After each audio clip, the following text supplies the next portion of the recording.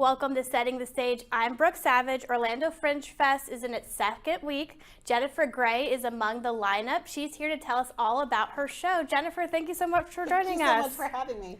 So first off, tell us a little bit about yourself. Where are you from? I was actually from Orlando for about 29 years, and then I moved to St. Pete about a year ago. And then I've been, so I was originally a software engineer, and then I transitioned into my music career. I love it. And how did you, so tell us more about that, how you got into performing. Well, I'd always been doing music my entire life. So I started piano, and this is pretty much the story I'm sharing in my show. I started piano when I was like 6 years old, and I'd always done music. I'd always done it in school, college, all the way through. So I'd gotten my minor in piano performance, but I didn't know about doing a career in music. So I went the technology route, and I got a computer science degree. So I was a software engineer I worked all the defense contracts over in Research Park here in Orlando, and I was already doing music on the side. So I would join every community choir, every community group, community theater. If there was an opportunity to do music that had an evening rehearsal that I could go after work, that's what I was already doing. So the story I do share in my show is I actually became disabled as an adult with an adult onset type of muscular dystrophy. So I went from walking, doing everything regularly, to a new diagnosis to, okay, so I can't manage a full-time corporate career anymore. And instead of that being I lost a career, I was like, wonder what would happen if I launched my music business and be able to control my own schedule and control the jobs I do. And that's how that started. And then from there, I had already built up to a professional level, just doing music on the side. So when I launched my music career, and I say this in the show, I feel like the music community, the professional community, was like, where have you been? It was like, well, I was, doing computer things, and this is what I do now. So it was kind of a simple, for me, it was an easy choice. And tell us more about your music career, because earlier you were telling me about different jobs you held. Yes. And tell us about where you've performed, because I think I saw you performed at Dr. Phillips I and did, everything. Yes. So with music, I tend to try to think like a business and marketable skills and what I know how to do, and also learn as I go to add new skills. So I play the piano. I'm an accompanist, so that would be like I'm accompanying for a group or for a singer or for music theater. I started singing jazz, and that went really well, so I launched my own jazz combo. So I sing with them. I sing for a lot of private events, so I might come in either with my band or I sing with tracks. Or I'll be a music director for like music theater. I'll be the music director in charge of the music portion and coaching all the performers, and then I'll be the pianist in the pit orchestra. So yes, I've performed in the Annie Russell Theater at Rollins. I've been in the Dr. Phillips Center multiple times now with multiple groups. So I sang in a show with Encore Performing Arts in Steinmetz Hall, and then I came back I'm the lead pianist for the CFC Arts Symphony Orchestra. So we did a concert called Classical Rock in Steinmetz Hall, sold out all 3 shows, or 2 shows, however many it was, and then we came back around for Symphonic Disney, and we sold out all 3 of those. And I think we had 220 musicians on stage, and I'm the single pianist at the keyboard. Wow. So getting to do that, and I got couple little, piano little features and spotlights on me, and I'm like, oh, this is fun.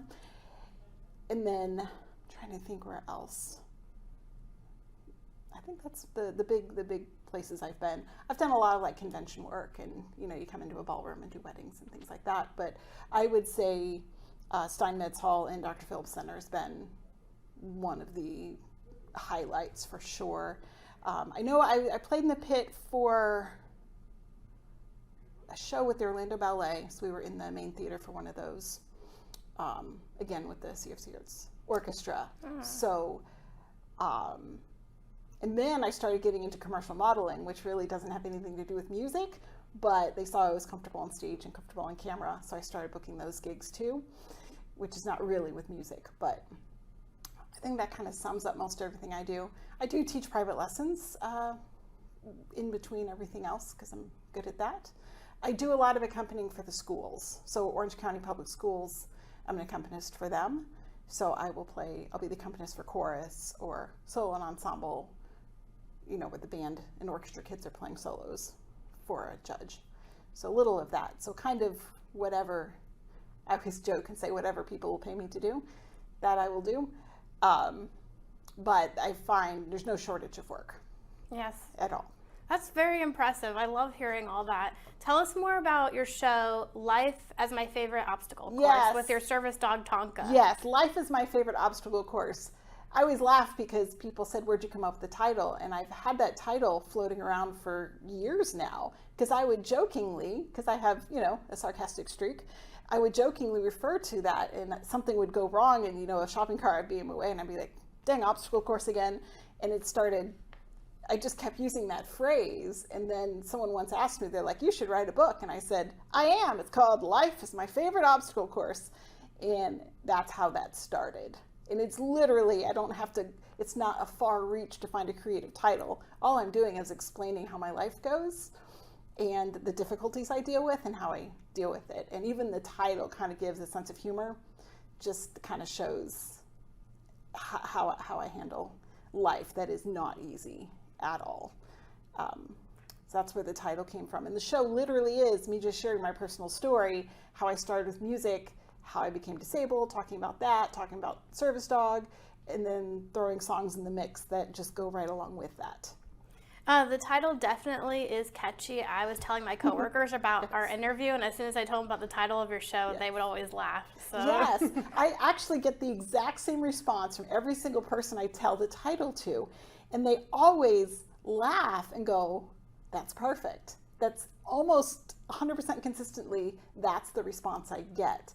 And I actually am writing a book that goes along with that, which will be the exact same title. It'll just expound further all the different things that I've dealt with and how I manage it. And even with the show, ultimately, when it comes down to how do you manage all this, it comes back to music.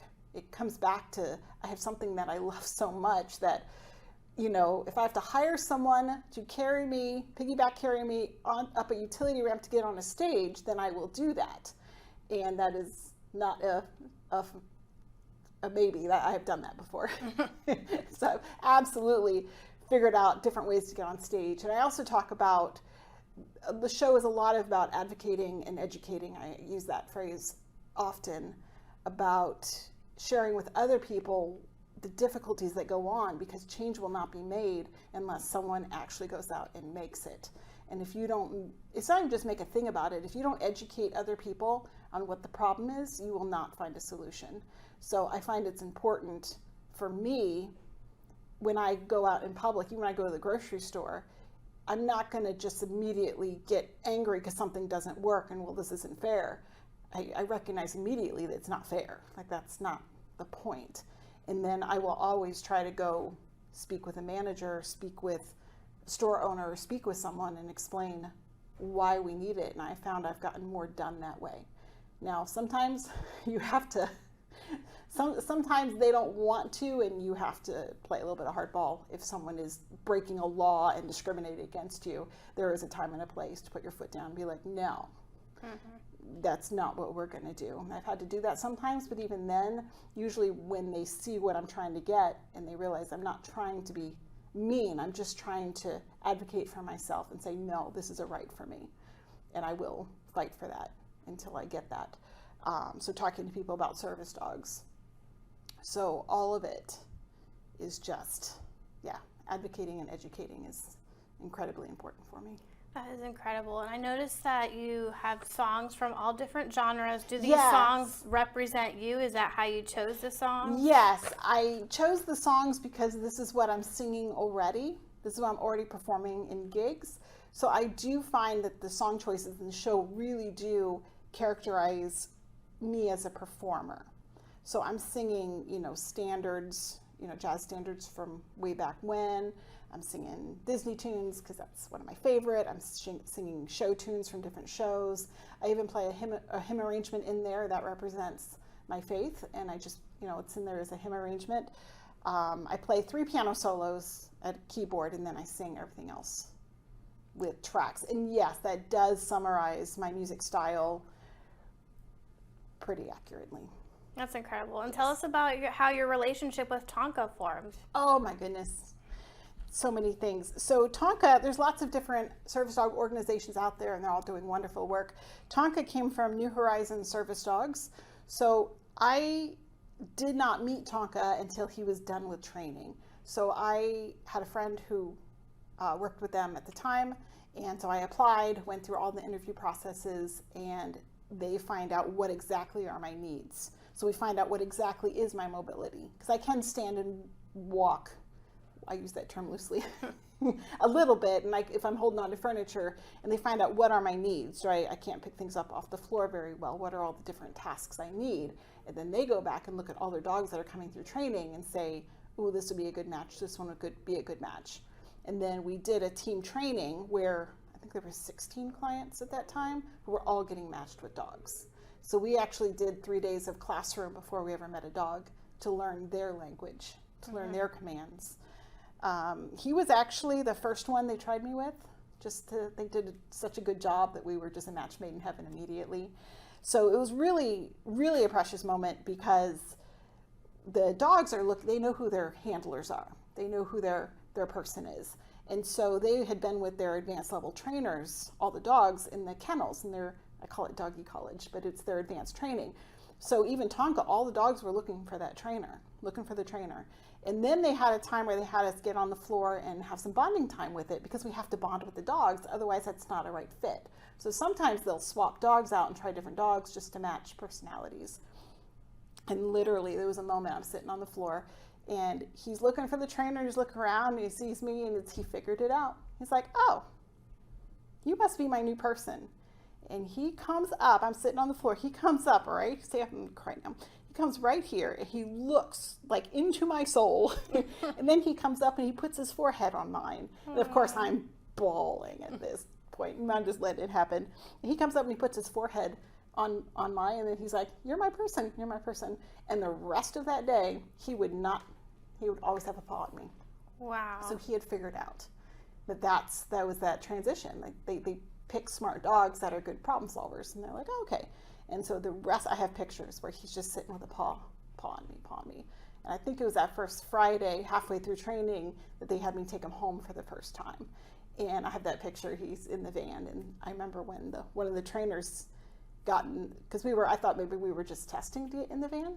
And we got in my van, I get in the car, and she said, he's yours. And oh my God, there were so many tears, so many tears. I remember I drove all the way home, just kept looking in the rearview mirror, like to see if it was for real. And that was how that process happened. And from then on, now we've grown together as a team. We've developed as a team. So now sometimes just a nod of my head, and he knows what I mean. Where when I first got him, I'd have to go through all the steps of the commands to open the door, close the door. So in the house, he can open doors, close doors. He can open drawers, close drawers. Anything you put a tug on. He can open the refrigerator and bring me a bottle of water. He can get up on the counter, get something.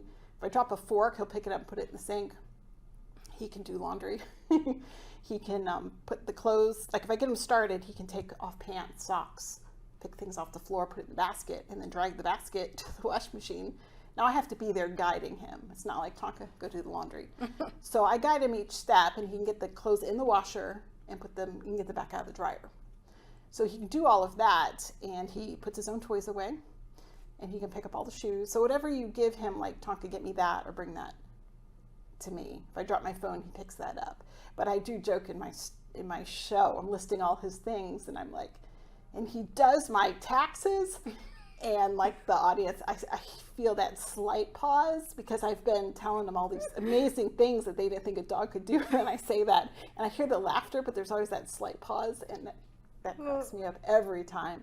So beyond that, once we were matched, he is mine to keep for life, and I cover all of his costs. But they actually donated him to me. Awesome. How long have you guys been together? The end of next month will be our 5-year Tonkaversary. Wow. And how is he part of the show? Pretty much he does this. Okay, I rabbit trailed around that one. So in the show, I have him come up and do a my lap. Yeah. And like he's talking to me. And I say, what, Tonka? You have a song? And then I play You've Got a Friend in Me from Toy Story. Aww. With the voices in the track. So he's not actually singing it. And then I use that opportunity to go out in front of the keyboard and demonstrate his skills. I drop things on the floor and have him I pick it love up. that. I'll have him bring a rose to someone in the audience. So really, it's just a demonstration. And then we get to the end of it, and I'm like, wow, Tonka, that was amazing, but your singing voice sounds suspiciously like Randy Newman from Toy Story. So I'm not really getting him to sing, but it's funny for people think he's going to. That sounds like a lot of fun, very entertaining for sure. It is very entertaining. If you hear snoring, that's him. Sometimes people say they come to my show and they're like, well, your story is so sad, but I left celebrating and I had the most fun I've ever had. And I was like, well, that's kind of how my life goes. So that's kind of the point. So That actually brings me to my next question. I was wondering, what is some of the feedback you've received about your show? well, some of the feedback I can see directly because I can see audience members laughing, crying. I'm getting standing ovations after songs if that just really spoke to them. When people are coming up to me after the show, they're just saying that was the most wonderful, delightful hour I've had in a long time. And what really struck me is while I am speaking my challenge personally is being physically disabled, the people coming up to me after are saying, this helped me with this situation, this helped me with this situation, and it's all different situations. So I am finding I'm able to tell my story in a way that's connecting to anyone who has any kind of challenge in life. People trying to find their confidence, anyone who's fighting for something. And that's the feedback I'm getting. So what I love is, because I keep looking at Tonka sometimes and go, do you feel like a superstar yet? Because we're coming out of our show and there's a group of people waiting at the backstage door. Oh my goodness. Waiting to talk to us and tell us how much they enjoyed it. And someone even brought Tonka a bouquet of carrots because carrots are his favorite treat. They had made a bouquet with the green greenery at the top and the bouquet of carrots and brought him a bouquet of carrots. And it was priceless because he's, kind of working mode and all of a sudden he's like, like you could just, it was hysterical. And then they brought me a bouquet of roses, but the carrots were priceless. But we're actually getting people coming after the show and waiting for us to come see us. And I've even, because this has been I'm getting such amazing feedback, I even, for the first time in my life, developed an autograph for me and Tonka. So if people ask for an autograph, I can actually sign one that I've actually practiced. Oh, that's incredible. So it's been incredible feedback. Just the support for all of this I'd say it's overwhelming, but it means I'm on the right path. And honestly, what you're doing is a big deal. What does it mean to you to basically be paving the way? I think sometimes it is so big that I don't even think about it as being that big. So, because I am both just living my everyday life and then also realizing of what I'm creating. And I am paving a path more than I'm realizing because people are telling me that. Because to me, I was like, well, isn't everyone doing this? And then I talk to people and they say, we don't know how. We don't know how.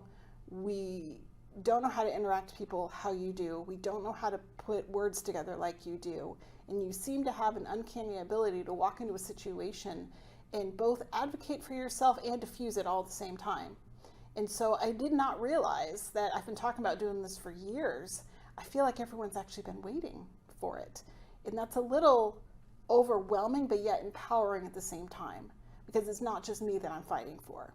And I do explain, especially with students, that I am now finding ways, even with private lessons or in the schools, to connect with students who might have disabilities in a way that other teachers are not connecting or don't know how to connect with them.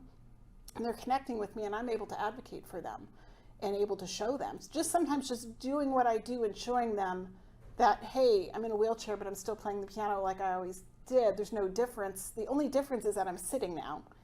To me, that's the only difference. For them to see it and them to go, you know what, why don't I try what I'm doing? So especially with music students, I find that connection. But even with adults, I feel like I am able to find the voice for people who cannot find their voice. And I even have a mission statement. Like my mission statement is to use my voice and my music and my story to bring inspiration, empowerment, and hope to as many people as I can. And honestly, it fits in with all I've ever wanted to do my whole life was help people. That's all I've ever wanted to do, and I didn't know exactly how to do that. And I think early on, someone somewhere along the way told me I was being selfish for doing music because that's all about me. And I'm like, but I'm sharing with the world. And so the way this has come together, especially how everyone is just coming around to support, just lets me know I'm on the right path. The fact that media is approaching me now and saying, hey, like this, can we do an interview? Can we talk to you about this? And I just think it's going to open up even more opportunities from here out. I've already been contacted from like a dance organization that they want to talk to me about maybe being a representative on their board, potentially, to be an advocate for students with disabilities. Wow. And I don't know what'll come of that, but I will absolutely take that meeting. So I'm finding that in all honesty, because I have a degree in computer science and in music, I've got that logical / creative put together. So I'm finding that's helping me. I have tools that I can actually go help people because I can actually manage the business part of it. I know how to network. I know how to find opportunities. And if I'm not getting the opportunities, I know how to, trust me, there's spreadsheets for everything. I've got lineups of potential clients and media outlets that I will just start saying, hey, here's what I've got. But what I'm finding is everyone's coming to me going, hey, I heard about this. Hey, I heard about this. And that honestly, that just takes one of those pieces of time and effort off my plate. Like, people come to me because then I can just focus on content. And I do appreciate that. So it is just, even with Fringe, the feedback I'm getting, the ticket sales I'm getting, I was not expecting that. I really was not expecting that. But it just feels like, I feel like I'm a conduit for something bigger. And somehow, even as a performer on stage, I feel like that takes the pressure off me. Yeah. Because I am not, my audience is my first priority. And when I feel that connection, I feed off the energy from the audience. And it's just, I don't know what's coming next, but all I know is I'm 100% ready for it. And even when I launched Fringe, I just felt like that was my, honestly, that was my prayer. Just, I don't know how this is going to be used, but use it. And I'm having fun in the process. Like, how can you go wrong with that? I love that. And what does it mean to you to see more people with disabilities being represented, in, not just in theater, but also in TV and movies? What does that mean to you? Well, I realize that one of the challenges that people who are disabled is that we feel very, very isolated. Very isolated. And it's different. Like, some people, if you're born with a disability or you became later in life, people always say being disabled is the one minority anyone can join at any time. So a lot of us feel and I felt so isolated, especially when I first started broaching into music and the accessibility wasn't there.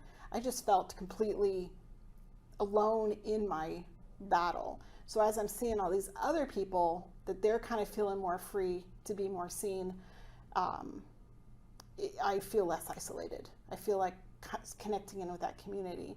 And it was not funny, but Fringe this year, for some reason, their promo that they had put out had a wheelchair in it, and they talked about inclusivity. And I didn't even think twice. I'm like, there's my sign. That's it. And I told even Fringe, I told Tempest, I've never felt that scene before. Like, just directly. Like, I didn't even think about it. I remember, because I pulled up the website, I remember submitting my show. It wasn't fully written yet, but I just sent the show up. I'm like, there's no question. And I felt seen and I felt validated, because sometimes what happens is when you're pushing ahead with accessibility, some people get mad because they're like, you're making people uncomfortable. Of course we don't want a wheelchair on the stage. Who wants to see that? And I got some of that feedback because I've gotten a significant amount of bullying throughout life, and as my disability progressed, from adults, from family, from all these different places that were saying, what are you doing? You're forcing something that's going to make people uncomfortable. Mm-hmm. And I was like, I'm singing a song. Like, really, I just sang Over the Rainbow. Like, how much am I really forcing on you? But initially, that's the initial pushback. Well, you're asking for something too much. You're asking for something special. You're asking for something extra, not asking for, hey, I just want to do the things I would regularly be doing. I'm just asking for access to that. That's all I'm asking for. And I feel like I'm empowering which again, that's where the mission statement, I'm empowering other people. And it's any kind of disability. And honestly, not just disability, any kind of challenge in life, honestly, whatever that is for any person. But from the disabled community, to say, don't stay at home. You know how many people stay at home because they're like, people stare at me in the grocery store and I could not find a handicap spot because, you know, every single person who has a handicap tag or has a family member with a handicap tag is taking all the spots, so why bother? I'll just stay home.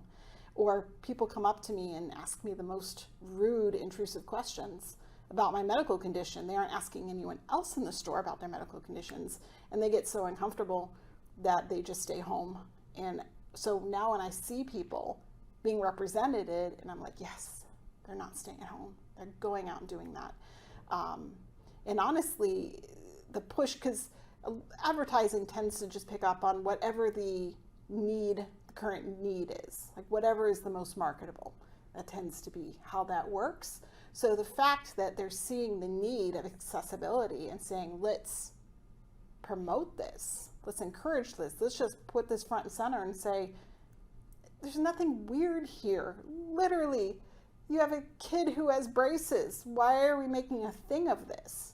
Take away the making the thing of it, and normalizing it is really what it is. And I'm seeing more people and I'm seeing more representation, and I feel like this is my right time to make use of that and do that and to say, yes, that is correct, that's good, and there is a need here.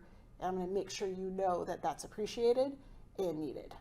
Yeah, Fringe is very good about being inclusive. Yes. They recently connected me to a young man who's hard of hearing, and he has included sign language in his shows while yes, performing. that was one of the things that Fringe offered that I was not expecting. Because when I first did my show, I was like, all right, well, I need to hire an ASL interpreter and audio description, all these things. And Fringe was like, no, we're offering that. So one of I have 5 shows. So actually my show on Saturday will have an ASL, a sign language interpreter. And my show Sunday had audio description for those with vision impairment. And the fact they offered that and made sure that that was included, and they are very, very clear. You come into the Fringe Festival, this is a safe place for everybody.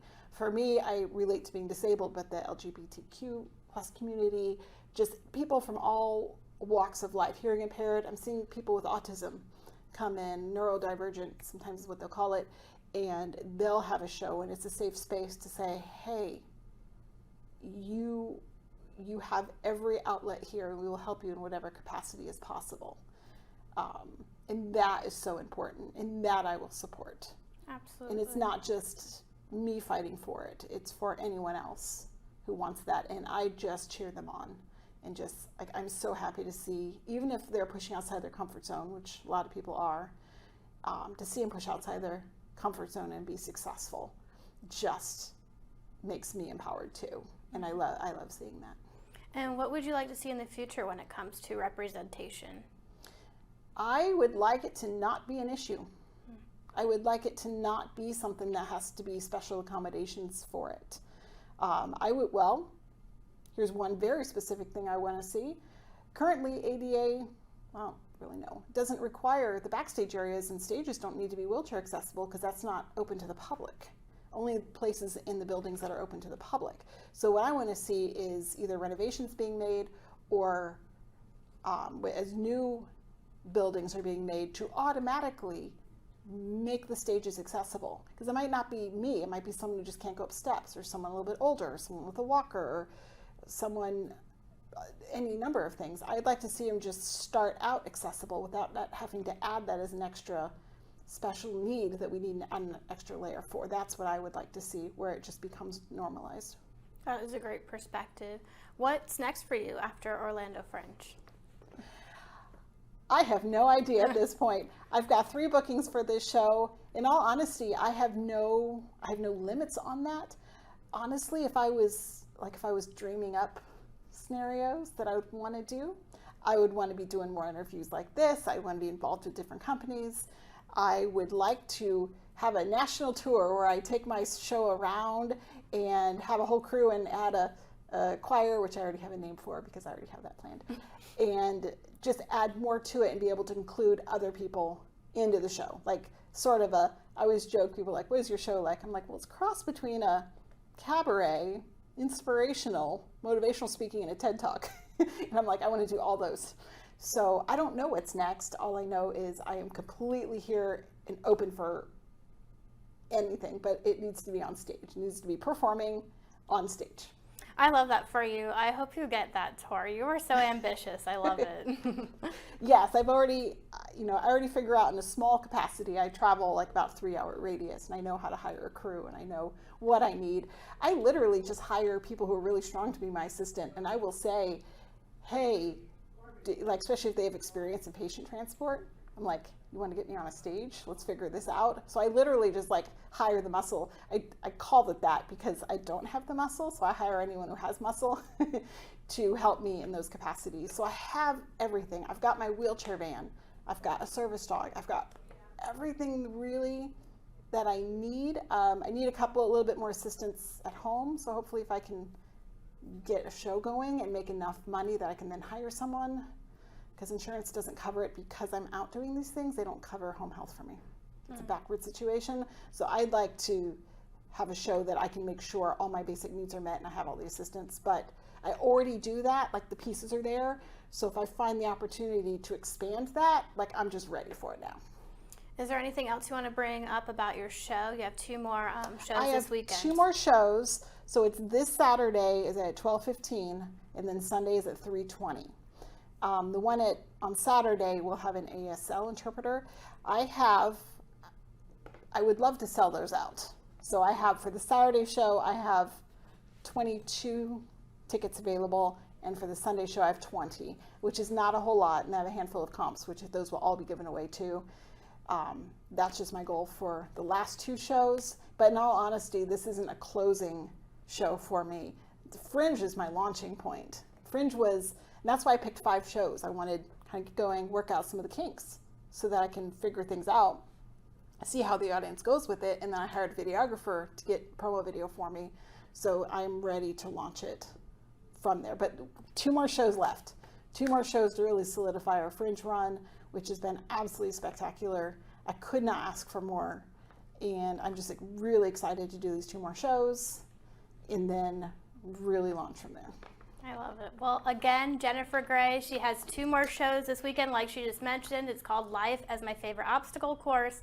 Search for that or Jennifer Gray. I also posted the details on clickorlando.com/settingthestage. Jennifer, thank you for coming in today. Thank you for having me. This is so important. Yes, I agree.